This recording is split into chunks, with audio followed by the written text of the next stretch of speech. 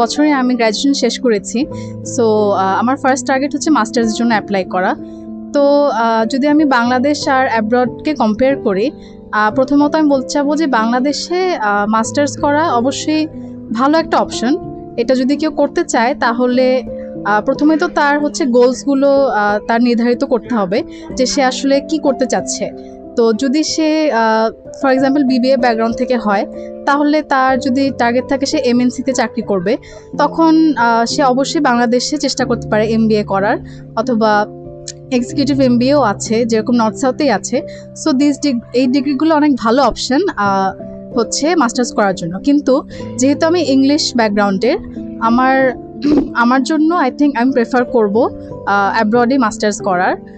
আর PhD তো most definitely অ্যাব্রডে করা উচিত, বিকজ অনেক ইউনিভার্সিটিজ আছে যেগুলো অনেক রিসার্চের উপর ফোকাস করে।